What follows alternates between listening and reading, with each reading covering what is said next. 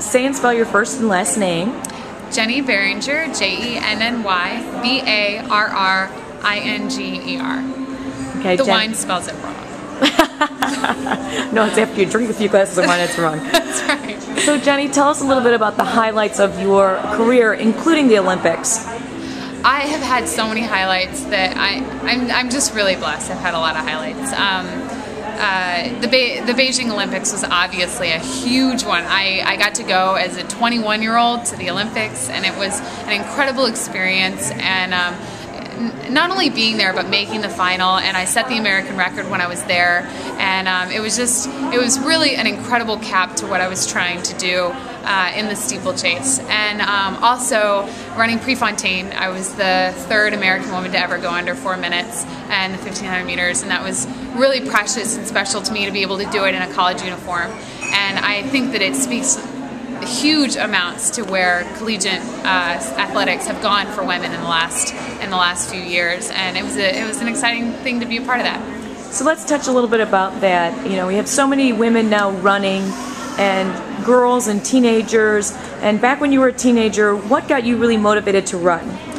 You know, when I was young, a lot of it was just the simple positive reinforcement of going to community races and doing well there, and then being in high school and having a coach tell me, like, you can really be good at this. And it was a lot of the really positive reinforcement, and that fundamental motivation hasn't changed. A lot of it is people that I really care about looking at me in the face and saying, you can do this, you can be really good at this, and really believing in me. And that goes a long way, I think, for a lot of women at lots of different levels.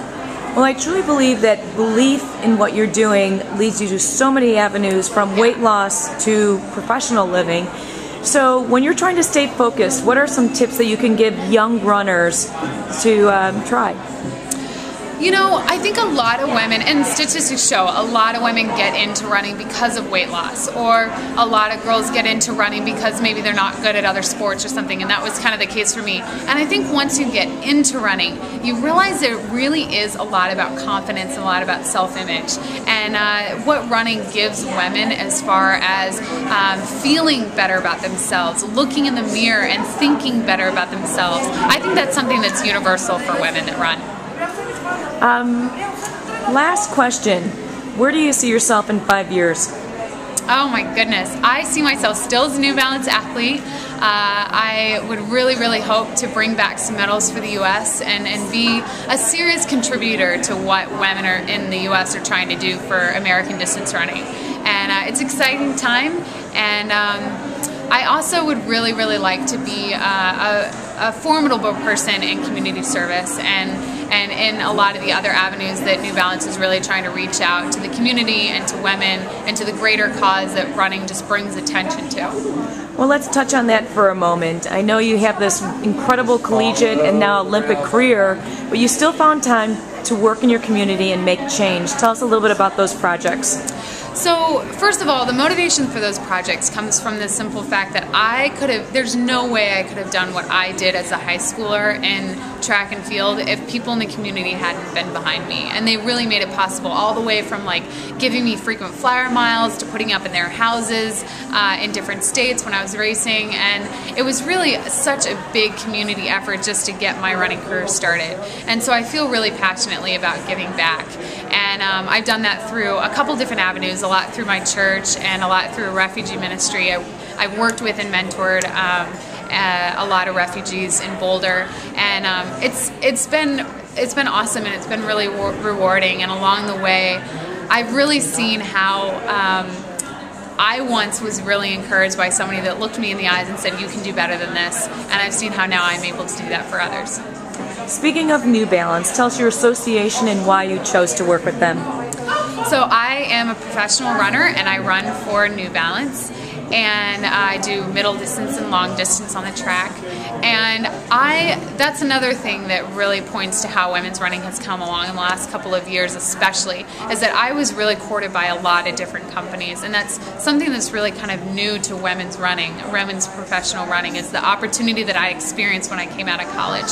So being sought after in the way that I was, I had options, and I really went to New Balance because I believe in their message. I believe they're more than just a running shoe company.